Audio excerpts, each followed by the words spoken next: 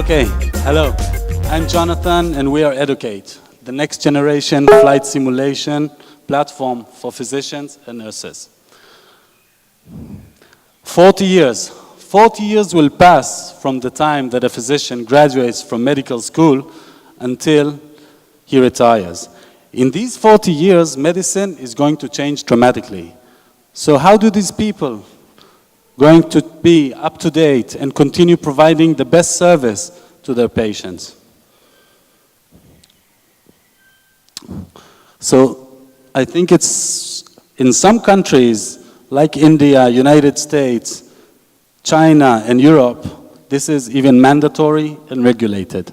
So today they are staying up to date by attending conferences and reading articles in online and offline settings. So in this EdTech conference, I would like to ask, how effective is this learning? Is this the most efficient way of retention of information? So according to articles, learning by doing is the best way to retain information. This is where Edocate comes in with our virtual patient simulation platform. We call it Never First Time on a Patient. On our platform, we enable physicians and nurses to safely interact with patients and see the outcomes on their patients. Our special platform provides long-term chronic management for patients right on your smartphone. Like in real life, we allow users to make mistakes and learn from their mistakes and see the outcome on their patients. For example, if you give a wrong dosage or wrong treatment, your patient might die. We've implemented the latest adult learning habits as personalized learning, spaced repetition, snack learning, gamification techniques, all to keep our clients and audience fully engaged with best retention of information. We've tested a fully functional product in the United States on nurses and physicians and received very, very good feedbacks. Our initial audience are millennials. Millennials are tech savvy, and in less than 2 years, they're going to be 50% of the market, of the workforce market, sorry. Our target market is healthcare content and educational providers such as hospital, medical association, medical schools, and pharma. Thank you very much. I was Jonathan, and we're Edocate.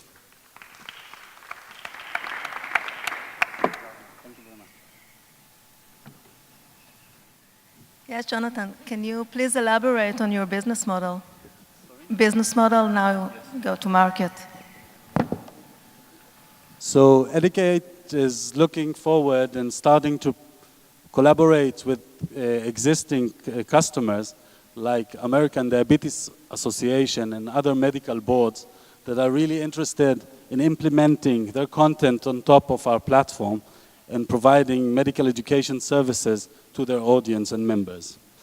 We are now looking at different vectors and different segments of medical education providers, such as pharma, which have different aspects and different needs in order to promote and educate for their products. They're always claiming that they are the only one that know how to treat and how to educate physicians in order to maintain best patient outcome. So this is one vector. The second one is member organization, medical organization. The third one is compulsory and mandatory, as I said, medical education.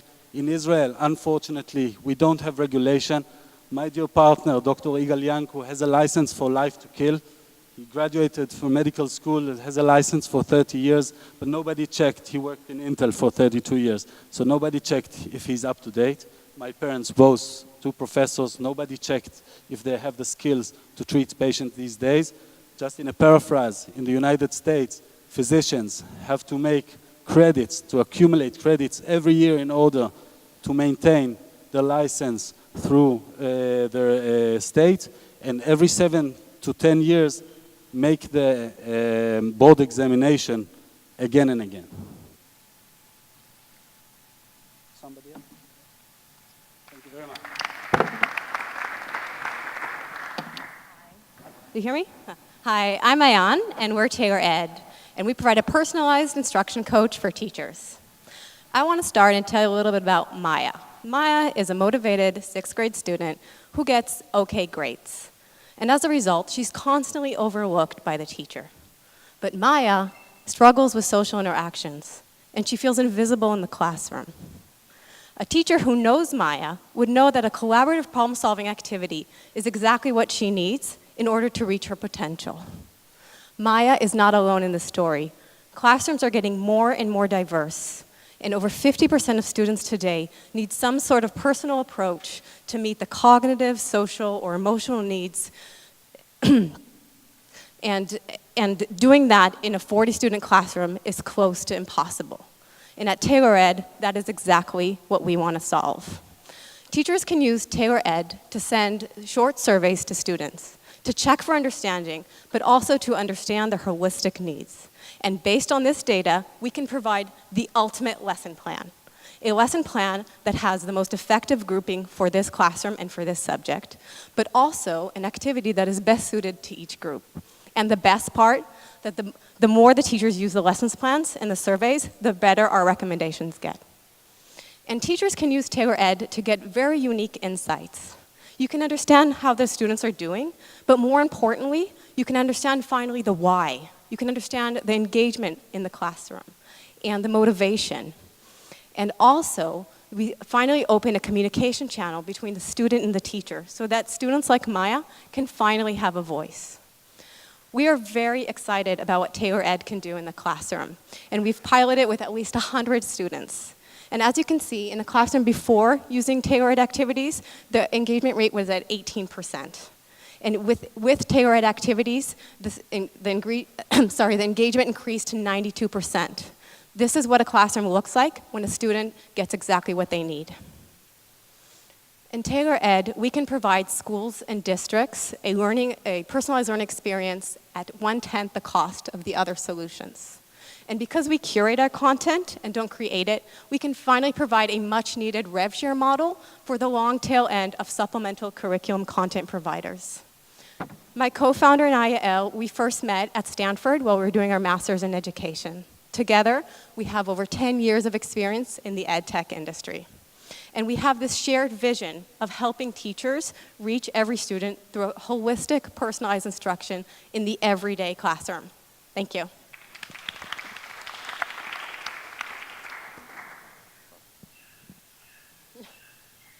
Fabulous. Thank you so much. I love your product. Thank you.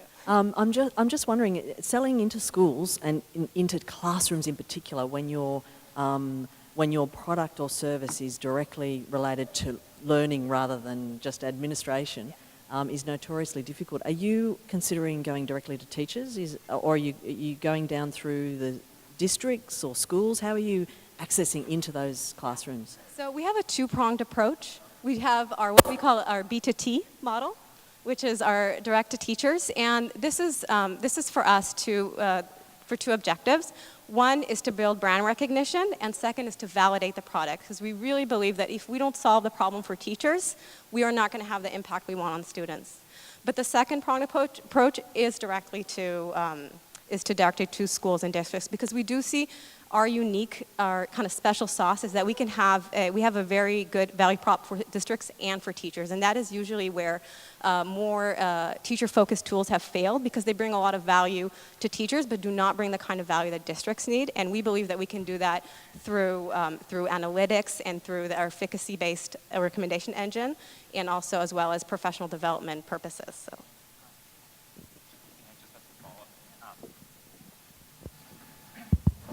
Just to follow up, so teachers are naturally overwhelmed, and they do a lot of things.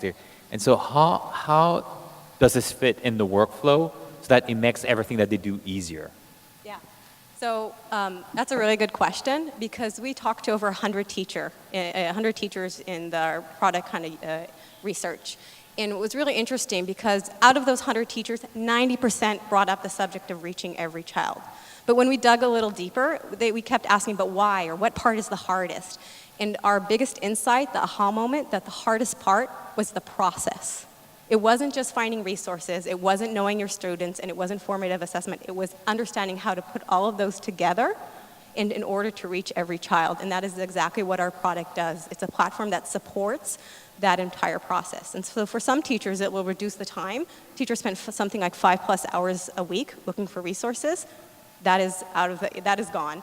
And grouping students on a weekly or bi-weekly basis, also we've saved the time. So all of those operations and the entire process have been reduced.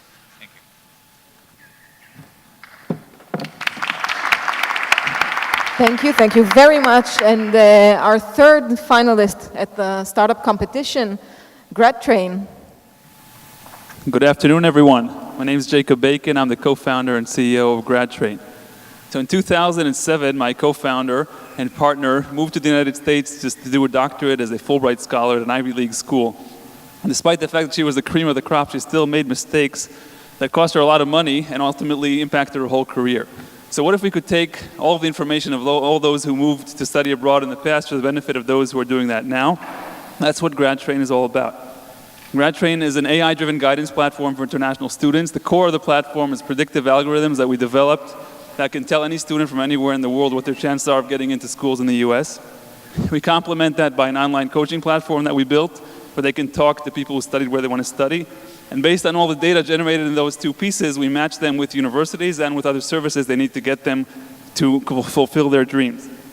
Now, this is not just an idea. This is already working. I think the most interesting number on this slide is the fact that we reached 20% user engagement on our platform, which is 10 times more than any other platform in the industry. We've grown tremendously in the past year. We have over 150,000 downloads of our mobile app. And I think the nice success stories that we can see, like this guy from Yemen, who said that I hope you can tolerate because you're considered as the only hope for me after Allah to finish my master's degree. So I think it's pretty cool to be second to Allah as a startup. So why is it working? First thing is the market. This is a big market. International students contributed over $39 billion to the US economy last year. And this market grew by 14% last year. Our team is the second reason why this is working. I have over 10 years of experience taking large, complex technology ideas, turning them into products that people actually use. My co-founder, Dr. Lital Hellman, is in the back there. The Fulbright scholar, Ivy League alum. She was nominated top 5 Israeli female entrepreneur. And it's awesome in general. And our CTO, Roy, over 20 years of full stack experience. He has one exit behind him. And the third reason it's working is the product, which you guys can all try out, but we don't have time to show right now. Download it and try it out. How does this thing make money? So 80% of our revenues come from the B2B side. There's a whole ecosystem of service providers who are interested in these students, so universities, test prep companies, housing companies, health insurance companies, and so on. So we refer our users to them based on our rich data, and they pay us referral fees. And 20% of our revenues come directly from our users for freemium products. This is an industry that's ripe for disruption. People are still moving in the 21st century like they moved 30 years ago. It's very expensive. A lot of things are online. And there are a lot of companies that are making a lot of money, but they're using outdated technologies, and we're doing it much better than them. So we previously raised $750,000, and we're about to launch our A round, which will focus primarily on scaling the business. And one thought that I want to leave you with is that despite that we're focused on the international market, we saw that 20% of our users are actually Americans who are trying to understand what their chances are of getting into schools within the US. So we're about to launch a similar platform for the US domestic market, which is even bigger. So thank you very much. Happy to be here. Hey, Jacob. I, as part of StartEd, have invested in a company that is focused on a similar space. Unfortunately, that company didn't survive much further than about 3 or 4 years.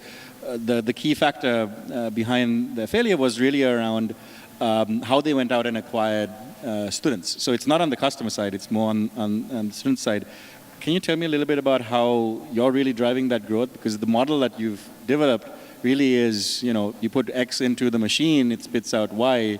Tell me a little bit about your marketing model. Right, thanks. Great question, Ash. So we definitely have the mathematics working. So we did a couple of things. Before we even launched the platform, we did a lot of content marketing on our blog and our social media community, where we grew to about 150,000 students just reading the blog and being part of what we do. And after we launched the product, we started experimenting with different platforms until we optimized the process, where right now it costs us about 47 cents to acquire a user on Android, about 87 cents on the web, and a little bit over $1 on iOS, which is good in any industry. And we're just really good at doing it because we understand the market. So we know how to target people using the tools that are available. And the economics are so that we're already positive in terms of cost acquisition versus lifetime value. So of course, we're going to have to keep doing this as we scale. We're planning to scale to 1 million students using the platform within a year. But I do believe, based on the data that we have, that we'll be able to do that.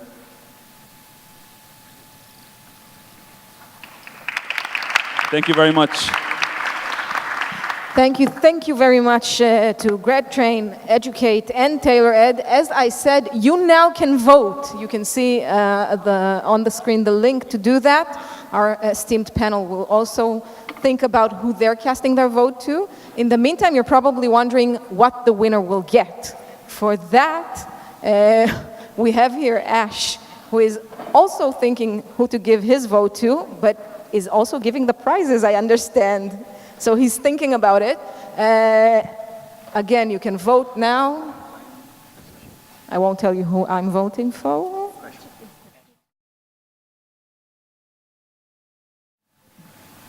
All right. These startups have pitched. They've spent a lot of time articulating their businesses. And at the end of the day, ideally, they walk away with a little bit of something for their efforts. What I've volunteered to contribute for their efforts is participation in New York EdTech Week.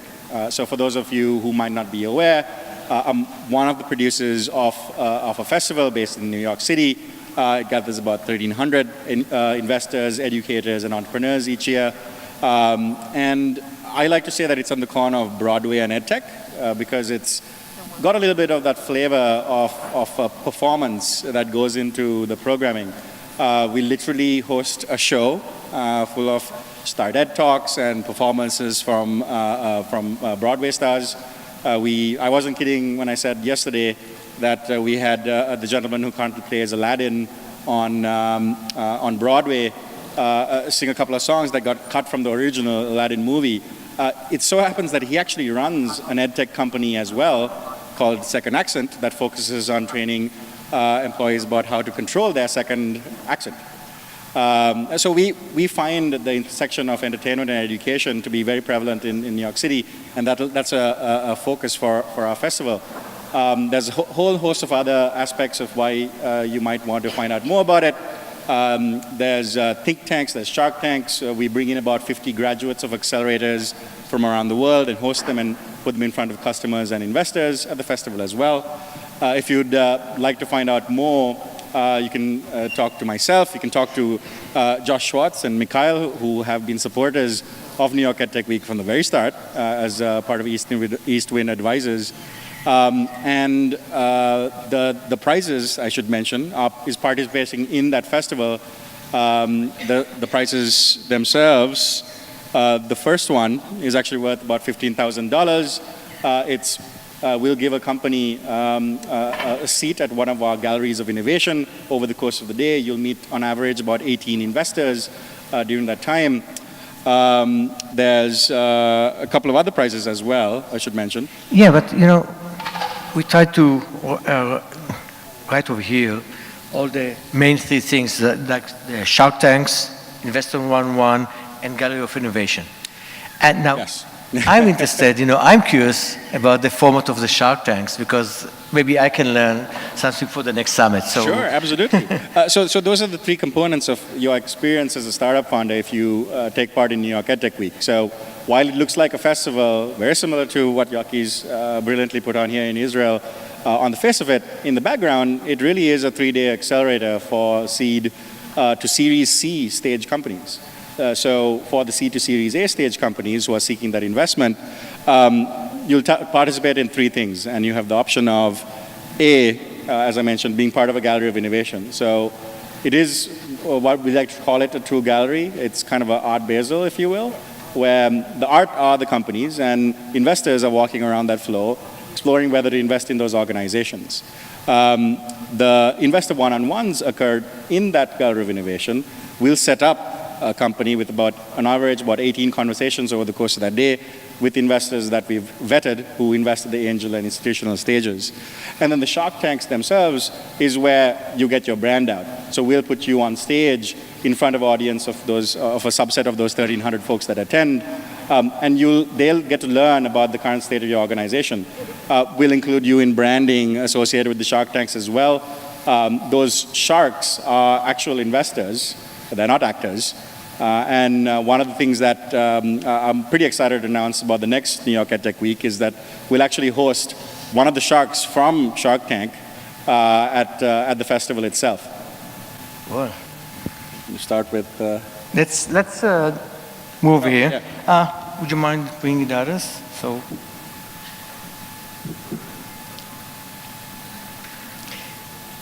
do we start from Let's start with... third place? third place, yeah.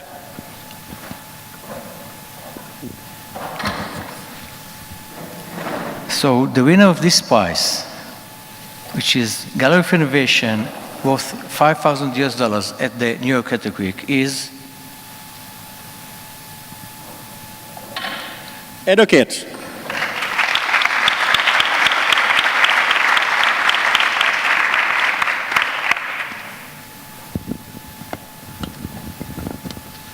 Thank you very much. Mazal tov.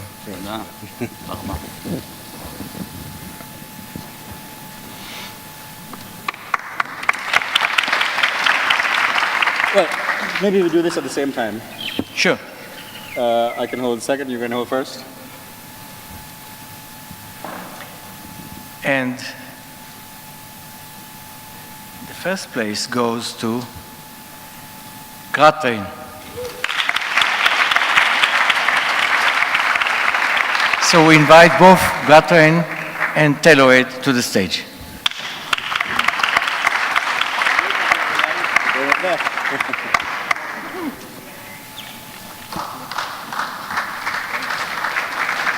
Ash, come.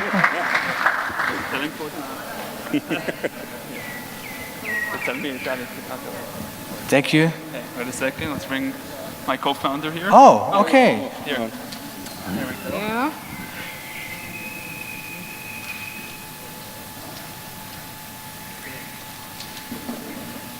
Wonderful. Thank you Mazal very tov. much. תודה רבה. תודה רבה. Congratulations. And come inside.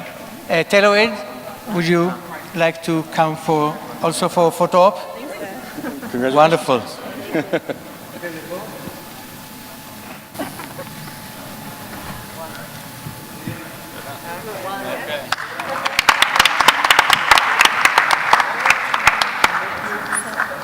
So thank you to our judges, to Amalia, to Ash, to Maria, and to Michaël. And this is the end, guys. I think Yaki wants to tell you to see you next year. Yes, we almost decided already what will be the date for next year until we saw that it's maybe conflicting with Shavuot, so we didn't yet announce the date, but we'll definitely will have this event again.